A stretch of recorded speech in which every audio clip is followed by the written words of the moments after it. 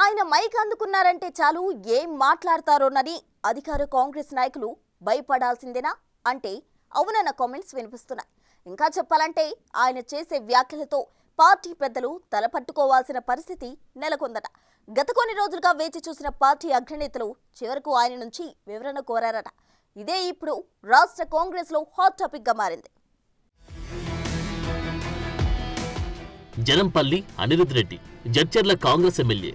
హస్తం పార్టీ నుంచి పోటీ చేసిన తొలిసారి ఎమ్మెల్యేగా 2023 తెలంగాణ అసెంబ్లీ ఎన్నికల్లో గెలిచారీయన. ఫస్ట్ టైం ఎమ్మెల్యేగా గెలిచిన ఈయన మాత్రం తన వాడివేడి మాటలతో ప్రత్యర్థుల్లోనే కాదు సొంత పార్టీలోనూ గుబులు పుట్టిస్తున్నారట. మంత్రి కోమటిరెడ్డి వెంకటరెడ్డికి అత్యంత సన్నిహితుడిగా ముద్రపడిన అనిరుద్ రెడ్డి మాట్లాడాలంటే చాలు అవి ఏదో ఒక రకంగా వివాదాస్పదం కావాల్సిందేనన్న మాట వినిపిస్తోంది. ఇదేదో ఆషామాషిగా చెప్పడం కాదు, గతంలో ఆయన చేసిన కామెంట్లే ఇందుకు నిలువెత్తు నిదర్శనంగా నిలుస్తున్నాయి. జడ్చర్ల నుంచి గెలిచిన తర్వాత ఆయన చేసిన వ్యాఖ్యలు కాంగ్రెస్ పార్టీలో ఒక రకంగా కలకలమేరైపాయి.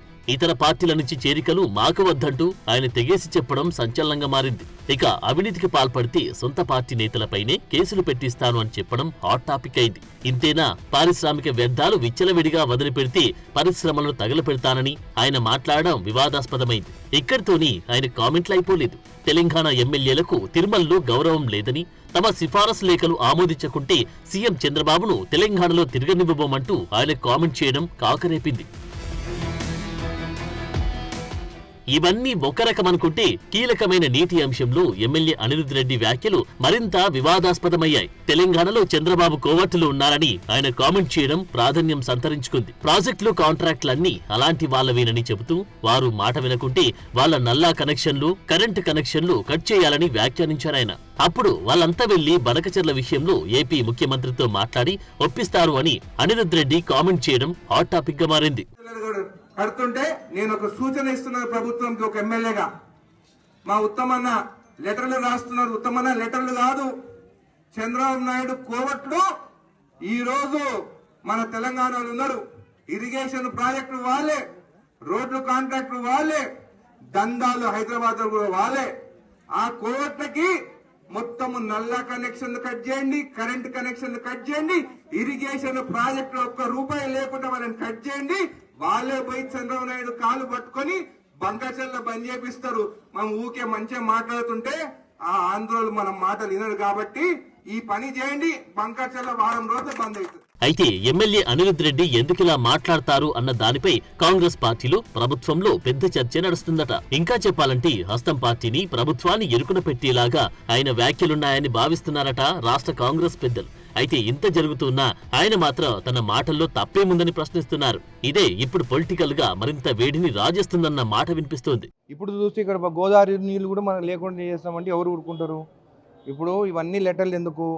చంద్రబాబు నాయుడు మనుషులు మొత్తం ఇరిగేషన్లో కానీ, రోడ్లు కానీ, కాంట్రాక్ట్లు కానీ, హైదరాబాద్లో కన్స్ట్రక్షన్ కానీ వాళ్ళే ఉన్నారు. అన్నీ కట్ చేయండి, బిల్స్ అన్నీ కట్ చేయండి. వాళ్ళే చంద్రబాబు నాయుడు ఒప్పించుకొని బంకచెల్ల మొత్తం క్యాన్సిల్ చేయించుకొని వస్తారని చెప్పిన ఏం తప్పు మాట్లాడలేదు కదా.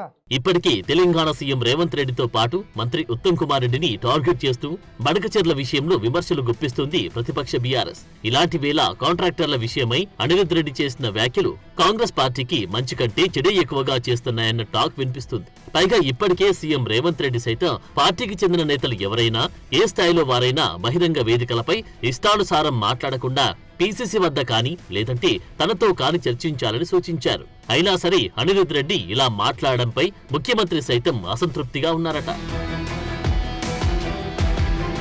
ఈ క్రమంలోనే ఇక అనిరుద్ రెడ్డి వ్యాఖ్యలను ఉపేక్షించొద్దని డిసైడ్ అయిందట తెలంగాణ పీసీసీ. ఇందులో భాగంగానే అనిరుద్ రెడ్డి నుంచి వివరణ కోరిందట పీసీసీ క్రమశిక్షణ కమిటీ. ఆయన వాదనలు విన్న తర్వాత పార్టీ పెద్దలతో చర్చించి ఈ అంశంపై ఏదో ఒక నిర్ణయం తీసుకోవాలని భావిస్తున్నారట టీపీసీసీ చీఫ్ మహేష్ కుమార్ గౌడ్. దీంతో ఆయనకు షోకాజ్ నోటీస్ జారీ చేస్తారా లేదంటే మరేదైనా చర్యలు తీసుకుంటారా అన్నది ప్రస్తుతానికైతే అంతుచిక్కడం లేదు. ఏదేమైనా కాంగ్రెస్ పార్టీలో అనిరుద్ రెడ్డి వైఖరి స్వపక్షంలోనే విపక్షమన్నట్లుగా మారిందన్న టాక్ బలంగా వినిపిస్తోంది.